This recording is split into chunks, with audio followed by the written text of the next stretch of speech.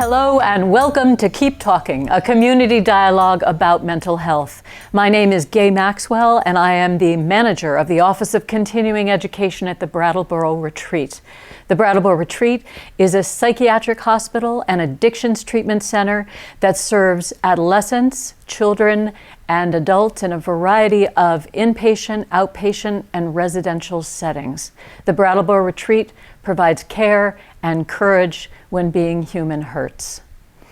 I am welcoming today to tell us about his book, which he's written. I'm welcoming David Lovelace. And David Lovelace is the principal at Book and Bar in Portsmouth, New Hampshire. That's a venture that you've been involved with for a few years. Yeah. You are also a poet. You are also a carpenter and the author of Scattershot, My Bipolar Family, which really chronicles the challenges of growing up in a family where 4 out of 5 people had bipolar disorder, correct? That's right. That's right. So, and this book has been by my side for about a week, and I've been really just so impressed with the eloquence of it, the elegance in your language, and also the truth-telling, that you really lay your heart right open, and or if that's the right expression, but at any rate, your heart is wide open as you express yourself in this book. Thank you. David will also be appearing at the Brattleboro Literary Festival on October 3rd between 10 o'clock and 11 o'clock at the Center Congregational Church. And I know there are a lot of people looking forward to seeing you there. That'd be nice. And you'll be doing a discussion and some readings of your book, correct? Yeah, I think so. That's great. Well, I want to thank you so much for coming all the way from Portsmouth, New Hampshire to be with us, and I look forward to our discussion. Thank you. I'm glad to be here. So, bipolar disorder. I wanted to ask you about what it is, what you think bipolar disorder is. I gathered a couple definitions off websites and wanted to hear your reaction to them as I read them. The Center for Disease Control says bipolar disorder, formerly known as manic depressive disorder, is one of the major mood disorders in which the individual most commonly experiences episodes of depression and episodes of mania. And the American Psychological Association website, there is a PhD named Eric Youngstrom who writes, while most people will experience ups and downs in everyday life, what sets bipolar disorder apart is that the swings happen with more frequency and intensity than developmentally appropriate, and they last much longer. The extremes also start to cause problems at school, home, with friends, and other important areas in the person's life. Do those definitions adequately describe your own experience? Well, I'd say that in its simplest terms, bipolar is an inability of the brain to regulate emotion. Mm-hmm. It's a brain disease. It's not, as opposed to a disease of the mind, which is often psychological in origin. It has to do with many things, upbringing, what have you. But at its core, bipolar has to do with neurotransmitters in the brain, especially serotonin and dopamine. Mm-hmm.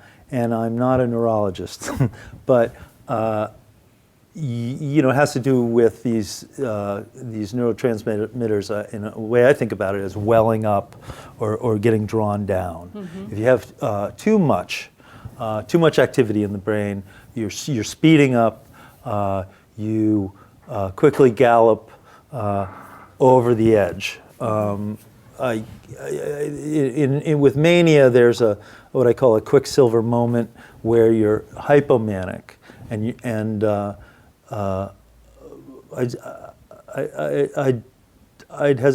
I'd say that most bipolar folks are bright and really smart, and that hypomania, your thoughts are fluid, they're moving quickly, you can be very productive, but all too often and very quickly you can step over that. Mm-hmm.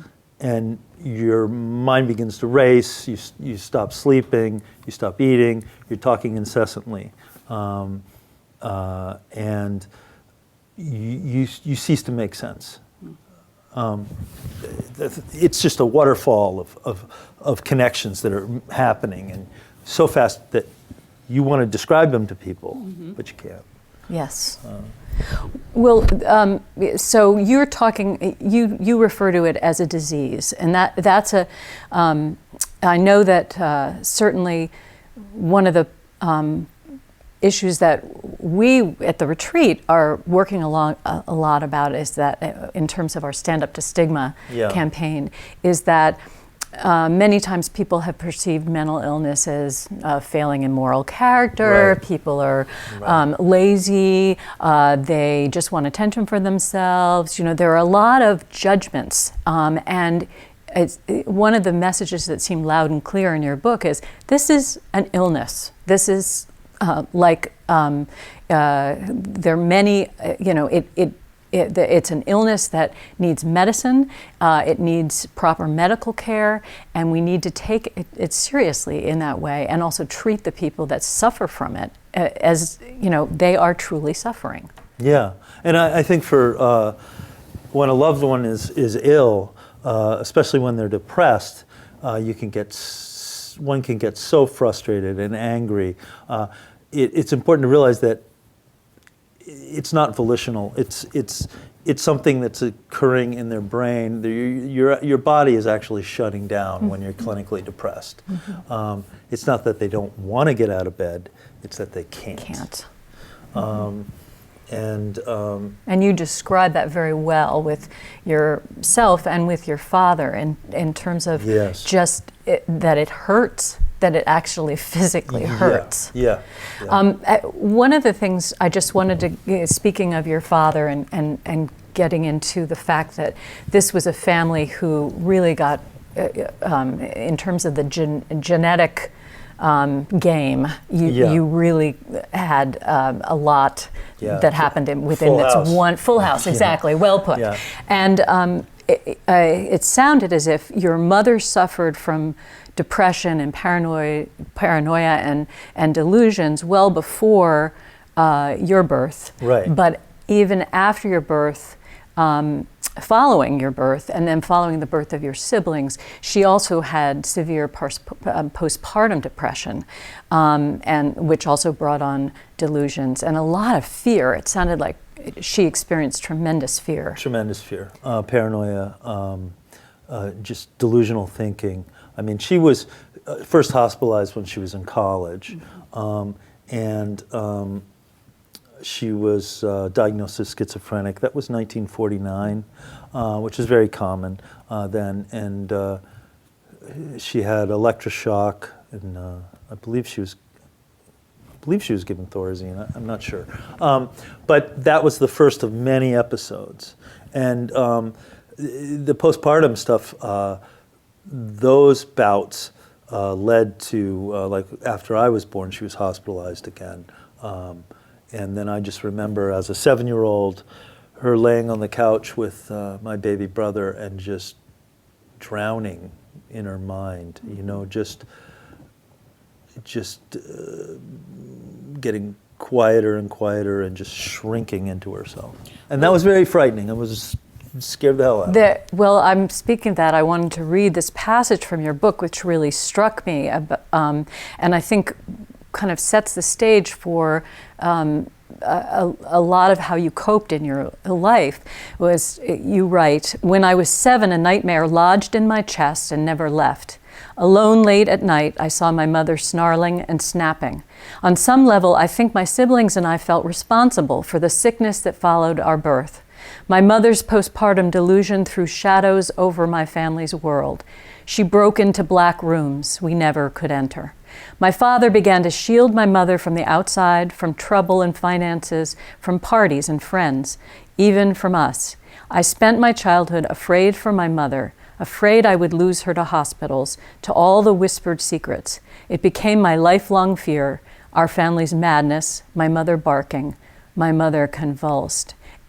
And it sounds like you knew a kind of terror before you even had words to name it. Right. And I just, wonder, as you look back, how do you feel like that shaped you, and how do you feel like that, what lengths did it drive you? It's funny you mentioned language. Our family almost willfully did not create a language for what my mom went through. My dad called it the whim-whams. And just said, well, she's having the whim-whams. It was a euphemism to make us kids feel better. And if necessary, any serious conversations were couched in a spiritual framework. My dad was a minister at the time. What that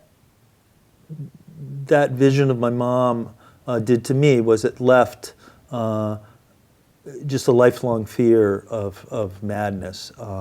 I felt like it could hit anybody. I felt like it could certainly hit me. My mom was so sweet and caring and loving, and then when this came upon her, she felt like, you know, the world's worst sinner. You know, she just felt unclean. She felt that internally. And, you know, externally, and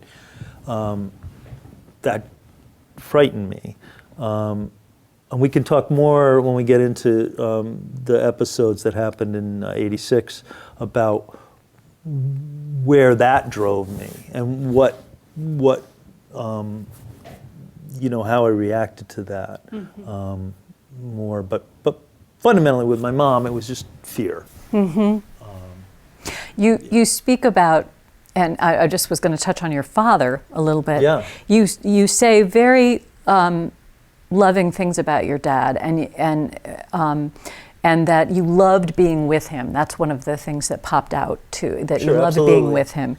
And yet his impulsivity and his religious beliefs and eccentricities sometimes put you in perilous situations where, you know, whether they were leaky boats in rough tides, whether you were being overexposed to the elements, snakes, you know, and other reptiles. What else did I have here? Oh, situations involving guns and irate neighbors. Yeah. So there's a bunch of stuff.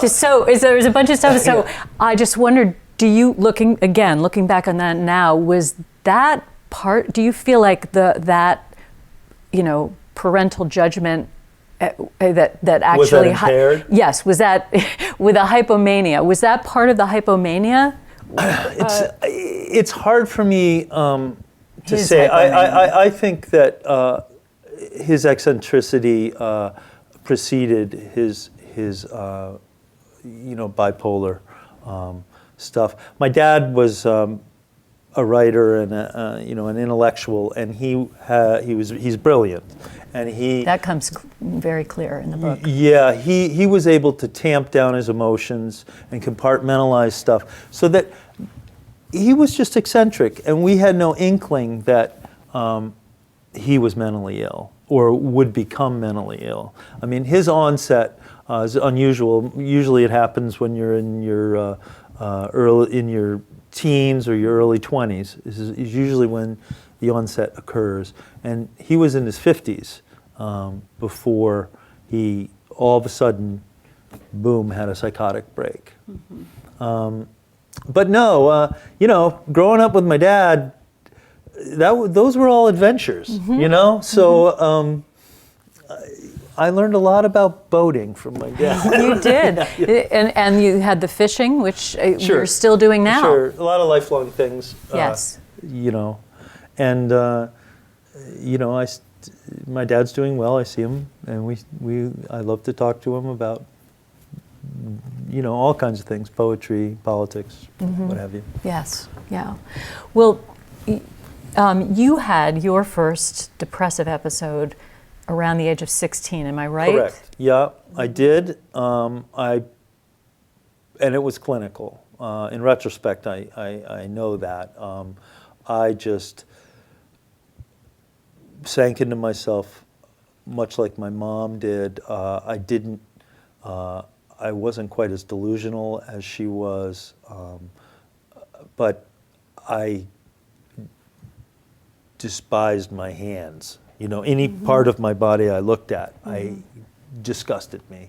Any part of my mind, I just crawled into bed and weathered it. My father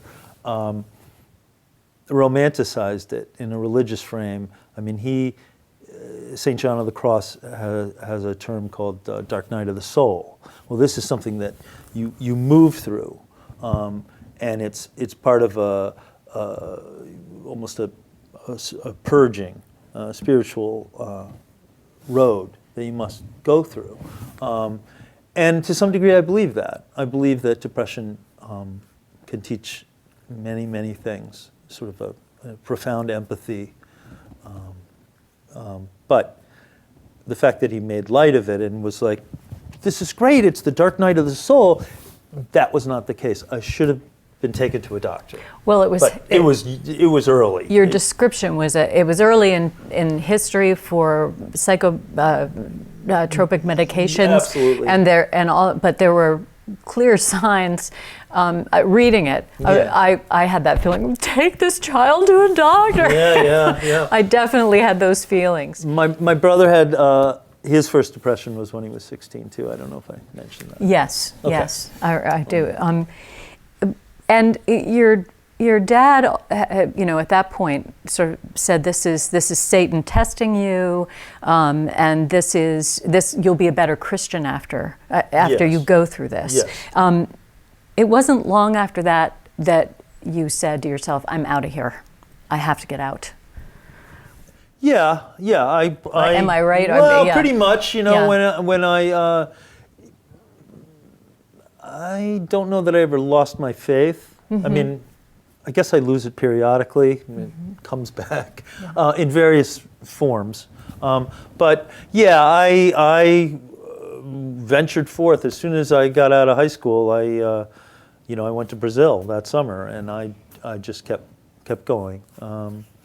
And I had another clinical depression in my senior year in college. And then, it was when I was 26, that's when everything hit the wall from my family. My brother and I call it the year of the hat trick, because in rapid succession, my dad had a psychotic break, which came out of the blue. I mean, we didn't know that he had this. I didn't even know my mother was bipolar. Did this follow on his getting into bed and staying there? No. That came after. That came which afterwards. Is quite common. Yeah. Okay. So he just came out, boom, with a full-blown psychotic event. He was naked. He was singing hymns. He was brandishing a screwdriver, a big screwdriver, and it was really scary. The cops took him. He was involuntarily committed, and that's when I decided to really flee, because I felt like there was a number on me. It's coming. It's coming for me. It has my mom. It got my dad. I left the country and just ran, which is not something I'm proud of, but that was my initial response was just. Well, when you say that, and as I was reading this, what struck me is it's almost as if you felt you were being stalked by something. Correct. Yeah. Another writer talks about depression being like a black dog, and I felt like, there were dogs at my heels, for sure. And then when I was in South America for maybe 3 months. I was broke. I was stoned. We can talk about self-medication. I was going to ask you. Yeah, we do. We need to talk about that. But I called a friend. I was trying to get him to send me some money, and then he told me the same thing happened with your brother. You got to come home. Your brother's lost it, and I was so shook by that call. I kept going. I ended up in Olympia, Washington. I was on my way to Alaska to work. And that's when I had my manic break. I think I have to say that my dad's manic break was characterized by religiosity, a grandiose scheme. He had us all hold hands and sing the old blood and guts hymns. My brother's break, I was later to learn out, was much more violent. He wanted to go forgive the neighbors for what, I don't know, but he was headed up there. He was clearly off. My dad tried to stop him. He punched my dad. He knocked him down, and then he went up there and he smashed through the glass, cut up his wrists and his hands, and wrote, lyrics on their walls in blood, and it was dramatic, to say the least. And then, and you experienced, but were you still in South America at this point? Yeah, but you I didn't heard know, about this. I just heard he went off, like my dad, and I basically hung up, and just decided I was going to, head north and go work in Alaska. I was just going to, I was in denial. I couldn't deal with it. And that's where I was in Olympia, Washington, and that's where I had my break. And leading up to that, it sounds as if you needed to, you used alcohol, you used pot, Yeah. you used, I believe you used cocaine, am I right? Yeah, and I've done hallucinogens. Yeah. I mean, But not that you weren't like many people sure, of course. the same generation, but unfortunately, it accelerated. It accelerated. Sure, and I think 60% of people, who you could correct me on this, but I think 60% of bipolar folks have had or do have problems with substance abuse, and it's self-medication. It's I self-medicated primarily with pot, and you see, I was desperately afraid of sadness, which is not a good thing, because if you're afraid of experiencing sorrow, then you're crippling yourself. You can't proceed. You can't grow up. So I became. Pot was the best medicine I could buy without admitting I was sick. It was sort of like a party mask I could pull over my symptoms and say, hey, I just want to have a good time. I'm up. Well, it didn't, at least at first, it relieved the agitation. It did. At first. Then I just get nervous thinking about it now. But yes, it did. It calmed me. It slowed down my mind, which was okay, because my mind has a tendency to spin fast. Speaking of spinning fast, I really want you to read that passage. Okay. Sure. There are 2 pages in there. The book is wonderful. Is a wonderful read. There are 2 pages in there where I feel like you nail it. As far as mania, the experience of hypomania. Yeah, and to be honest, I don't think there's a lot of literature explaining the mania from the inside. There's some wonderful masterpieces written on depression. The Andrew Solomon book, The Noonday Demon, is amazing. And there's Kay Jamison's books. But anyway, yeah, I'll read this. What I knew of the world mutated continually, all a huge metaphor now, broken and heavy and rolling straight toward me. When I pulled on a thought, it unraveled to trees, asphalt, spilled horizons and suns. I needed to look away, and I knew it was already too late. I was blind and just babbling. This is it, I thought. This is madness, and my family was chosen. I wanted my father, my brother, and I knew I could talk with them now, that I could meet them out on electric fields. I knew why my father held hands and tried to share these visions, and I knew why my brother punched him out trying to save them. My thoughts moved so fast they began to hum, and that humming was music, absolutely sublime movements strafed with dissonance and 12-tone. My father sang all his hymns because everything did. And 20 years later, I know that music well. It's symphonic and fast, and above all, it is inclusive and sung by everything, every tree, rock, and smokestack.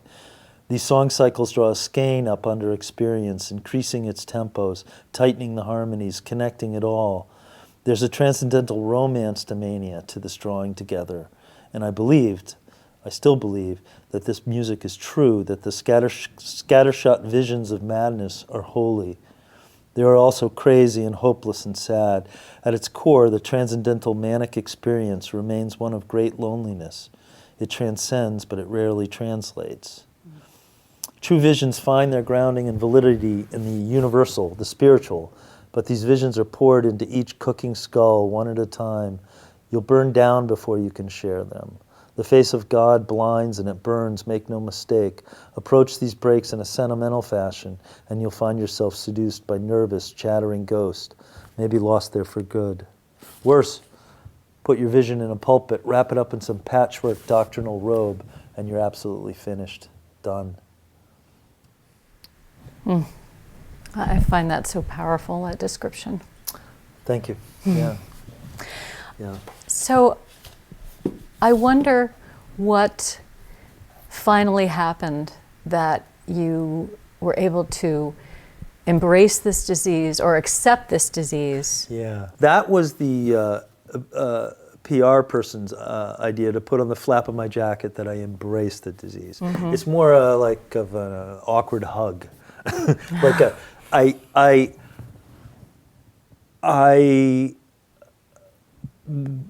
was arrested. I was involuntarily committed in San Francisco just for 2 days. I think that's the legal amount you can keep somebody against their will without a lot of trouble. My dad flew out and got me. I took off. I was living in the woods, running around on boats, and then I was committed again. And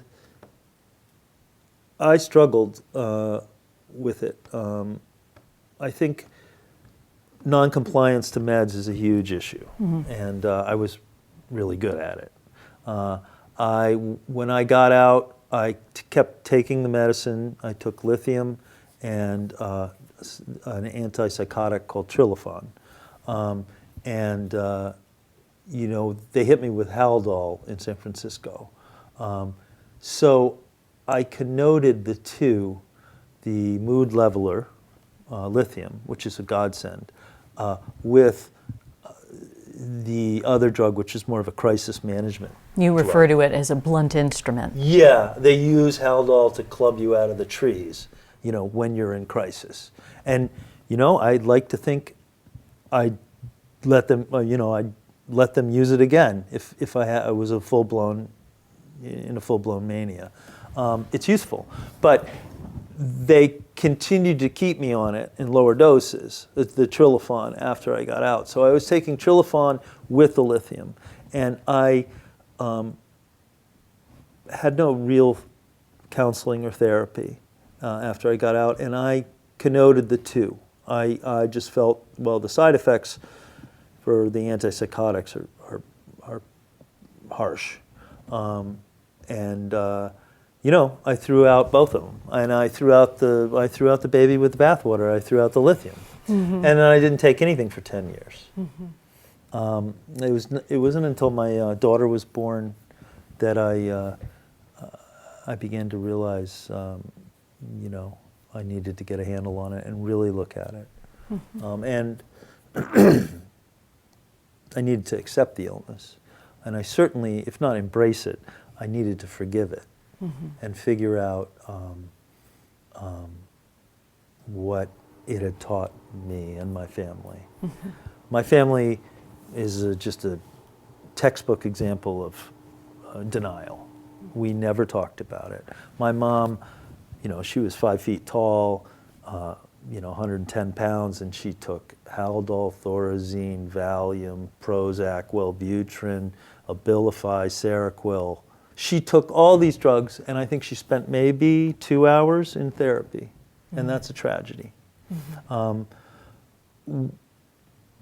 Treatment of this disease, and it is very treatable. It's among the most lethal, if not the most lethal disease because of suicide rates among people who aren't getting treatment. So it's one of the most dangerous mental illnesses, and yet it's one of the most treatable. That's the good news. Yes, that is the good news. That it's treatable. It is if people highly can treatable. get themselves out of denial. Exactly, and out of that cycle of shame, which comes back hard. After you have a break, you know, you're God. You know, you're the star of every party you walk into. You are a genius, and then that pendulum swings back, and it's, you know, a bloody mess. It's in shards, and you're generally your life is pretty much in shambles. I mean, often. You know, there's manics spend a lot of money. They, you know, they fool around. They destroy relationships pretty quickly. I mean, they're just like a cyclone moving through their community. But I think what I learned, you know, I was fortunate enough to read Kay Jamison's book, Touched by Fire. And, you know, I was looking for a life raft, some way to understand this disease and to accept, you know, to move on with it. And, you know, that book is about the artistic temperament and its relationship to mania, its relationship to bipolar. And so I grabbed this life raft, and it was, you know, full of geniuses. I mean, you know, the list of writers and artists is just staggering who've suffered from it. And a lot of their stories are tragic, certainly in the pre-lithium era. But you know, I'm no genius, but it was good company, and it really encouraged me. I believe that there is a strong connection between creativity and the disease. I believe that ability to free associate is bread and butter to a poet, for instance.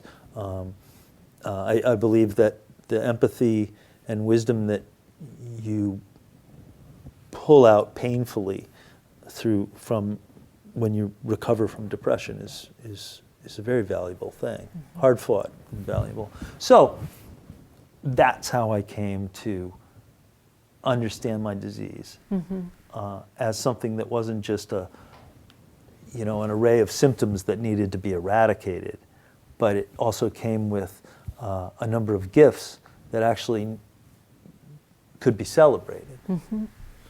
And you also are quite strong in the book about this is all true, and yet take your medicine. Oh, absolutely. I would say that, yeah, I mean, you know, my first psychotic break was a profoundly awesome in the old sense of the term thing. It was, you know, I felt like I got to the bottom, like Melville says, to grope with the very bones of the earth and of creation is a fearful thing, to have your hands on the ribs and the pelvis of the world. And that's what I felt I had seen. I didn't understand it. I couldn't keep track of it. I mean, what I wrote during that time was gobbledygook. I want to make that clear. But I do believe in it. I do believe that everything is connected. And there is a transcendence that is there. And that in a destructive and painful way, I saw that. And I'm lucky to have seen that in some ways. But that said, it's critically important to manage that, or else, you know, I mean, what I wrote before I was on lithium, well, we'll just put it this way, since I've been taking lithium, my writing is much more tight and focused and clear. It did not kill my muse, which is a huge fear for for patients because they, a lot of them are highly creative, and that's what they fear. They fear that they're selling out, that they're surrendering a chunk of their identity to a sickness or to a pill. I say somewhere that denouncing, lithium or a mood stabilizer is like denouncing motor oil. At some point, the bipolar brain is just going to go bang without it. So it sounds like you've been able to feel like you can keep your creativity, but also take care of yourself, and that's become very important, certainly since having children. Sure. What's because of insurance, because of modern, the amazing advances we've made in neuropsychology and things. People think, oh, well, I can just take a pill, and it's not that simple. I mean, often I've heard this. People say, well, why aren't you taking your lithium or what have you, Depakote, what have you? If you were a diabetic, you'd take your insulin, there wouldn't be a problem. What's the difference? And actually, there's a huge difference. Regulating your blood sugar is a much different thing than regulating your brain chemistry. There's a host of fears and ethical questions and questions of creativity and identity that enter into that. And I think it's very important that health givers don't simplify the matter. A psychiatrist who's writing the scripts doesn't have time to explore all this. It's not his or her job to do that. They don't have, insurance, they won't get paid. They don't get paid to do that.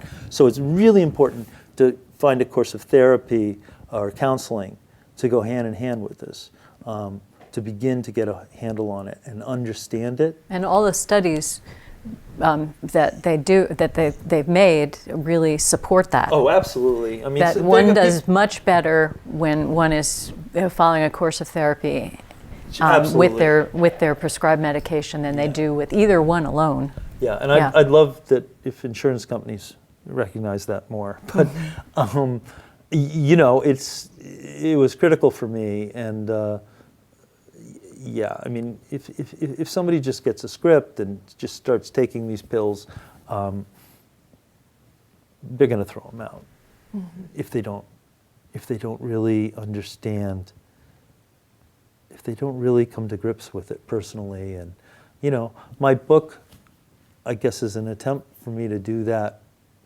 for my own family, and certainly for myself. There's some scary stuff that happens at the beginning of the book. My dad took my mom off her meds, and he went off his meds, and she ended up catatonic and was in the hospital for 5 months. And I guess that happened right before I wrote the book.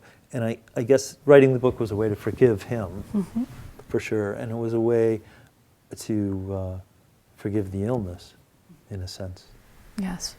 Yeah. Well, on a note of forgiveness, I am going to not forgive you, but I'm going to tell you. I'm going to tell you how thankful I am that you came all this way to speak with me, and this has been a fascinating discussion. And I look forward to attending the discussion on October 3rd. That's at the Center Congregational Church in Brattleboro. You'll be speaking about the book and having a discussion and also reading pieces of the book. So it'll be fun. Yes. I love talking to people about this. That's great. Well, thanks, David. I appreciate it. Thank you. Thank you for joining us for another episode of Keep Talking, a community dialogue about mental health. And I look forward to spending time with you again in the near future.